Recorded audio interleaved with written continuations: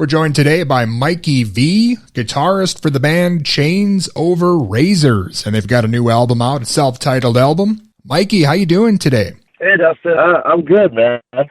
Calling on in, ready for this awesome interview. Excellent. Yeah, thank you so much for your time. I appreciate it. Oh, thank you for having me. Well, first, your new album, also called Chains Over Razors, is out now. Can you tell the listeners a bit about the new album? Yeah, it is self-titled, 12 tracks on the album that will take you for a ride. We don't let you get up for air that often throughout the album, and it's drop the CD in and turn it on up. Excellent. Yeah, I got to ask you, you guys, I'm sure you get this a lot, but metal trio, could you talk a bit about, the decision, how that came about? I don't know of too many other metal bands without a bass player. Yeah, so when we first started working with Carmine Apiece on our first album, we didn't have a bass player at that time, and he was just like, there's no bass on this? And I'm like, no, not at all. And he's like, this sounds huge. He's like, where are you even going to fit bass? And, I tune my guitar a lot lower, so that kind of falls in that bass territory, and we cover the whole spectrum. And he was like, well, you're going to transpose and you're going to do the songs in this key with your tuning. And I was like, oh, okay. We couldn't win on that conversation. And it turns out he was 100% right. Trying to find bass in that territory was extremely difficult without making anything sound muddy. And as time went, he was like, you guys are going to figure it out. My brother and I used to always jam even when we were kids, just us two, and trying to make things sound full. So he picked up on that vibe right away, that we were creating a feel and sound of, a 4 or 5 piece band, but with really 2 guys and a singer. And obviously technology has allowed us to expand on that. I use a guitar rig by Fractal Audio, which allows me to actually build my amp rig digitally with stereo guitars, and actually have an output where I can transpose my instrument and be in bass territory. So we kind of cover it all at the same time. And we ran with it and continue to perfect it. And that's how it went. And that's the way we did the album. So the way you're hearing it is how we would be doing it live. Yeah, you guys are still able to get that full sound with just the 3 of you. And, this is the sophomore album. It sounds like no plans to bring in another guy. This is kind of the way you guys are going to do things from here on out. Yeah. We have it down, and it's just, we've thrown around the idea here and there, but doing some live shows that we've done and, rehearsing and what we've done with this album, it's just how to find where we're going to fit that other person in the spectrum is difficult. So the 2-piece and the singer, or the power trio, as you call it, feels just right. And it doesn't seem like we need to do anything to add. We're really covering that whole spectrum. Awesome. And again, Chains Over Razors, the new album, self-titled, is out now. And obviously you and your brother, as you mentioned, have been playing together since you were kids. William, yep, in the band now. How has that been for him to kind of get in there with, obviously you guys are well established all the way from birth. So that's got to be some pressure for him coming in. When we first met William in a recording studio is how we crossed paths, and we all had the same love of music and different artists, and it just felt natural. It seemed like we've known him forever, and he would say the same thing about my brother and I. So when we came on in, we just started writing, and we were just having a blast doing this album. Everything we were writing was fresh from the start. We didn't really have any ideas, and it just kept on turning and burning, and this is what we've produced. And you mentioned working with Carmine Apiece. I know he was with you on the first album, and he was back with you here on this second album, right? Mm-hmm. That's right.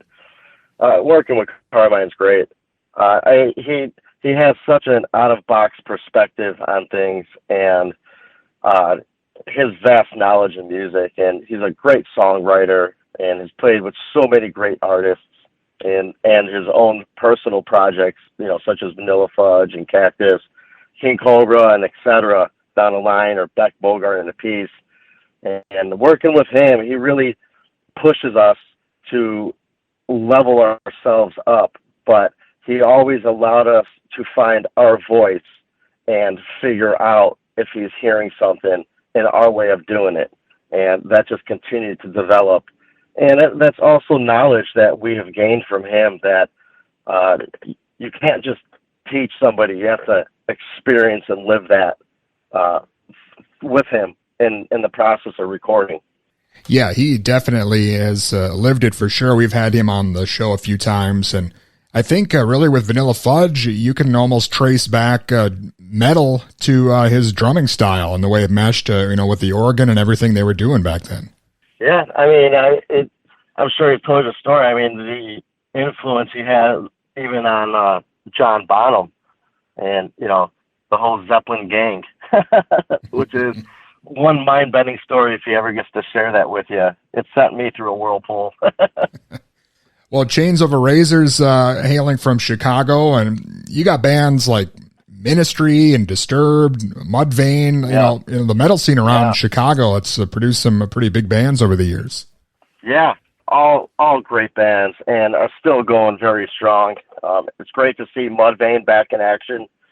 I know they were playing out in Milwaukee at the Eagles Ballroom, and those guys have been hitting it hard. And Disturbed, I mean, they're still tearing up the charts, man.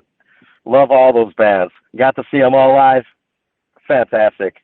Yeah, it's interesting, the metal scene over the years. It was huge in the 80s, obviously, and then into the 90s kind of morphed into, the new metal sound. And nowadays, metal is still going strong, and obviously the fans of that genre are probably the most passionate as far as, any kind of music goes. And the most critical. I mean, if you're not delivering it, they're going to let you know. That's for sure. But they are very loyal, and they want quality songs, and they want to go to a show and be taken away from their daily problems they may have, and that's why we do what we do. We love writing songs. We love to give them that roller coaster ride and send them off for the evenings, feeling good and, ready to take on the daily hell of life sometimes. Awesome, man. Well, are you going to be on the road here coming up this year for the new album? So we have some more shows that are being booked.